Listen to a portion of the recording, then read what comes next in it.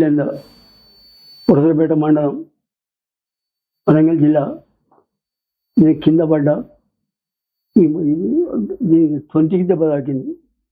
ఇక్కడికి వచ్చినాం, ఆపరేషన్ చేసాను, తక్కువైంది. దివ్యా బండారు గారు ఆపరేషన్ చేసింది కాబట్టి నిజంగా వారు చేయబట్టి మేము ఇట్లా అయినాం. మా తాతగారు ఆరుట్ల రంగాచారి గారు, వారు ఇల్లందులో నరసింహస్వామి గుడిలో పూజారిగా ఉన్నారు. వారు ఉదయం పూలు పోస్తుండగా కింద పడి వారికి కుడికాల దగ్గర ఎముక ఫ్రాక్చర్ అనేది అయింది వరంగల్లో.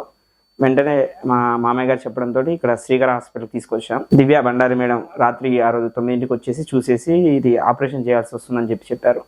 ముందు తెల్లారి అన్ని చెకప్స్ చేసేసి ఆపరేషన్ చేశారు. వచ్చేటప్పుడు ఆపరేషన్ చెప్పేసి భయపడ్డారు. తర్వాత ఎప్పుడైతే మేడం గారితో మాట్లాడారో వారు కూడా భయం లేకుండా ఆపరేషన్కి వెళ్ళడం. ఈ ఏజ్లో ఆపరేషన్ చేయడానికి మేడం గారు కూడా కొద్దిగా రిస్క్ అనుకొని చెప్పారు మాకు కూడా.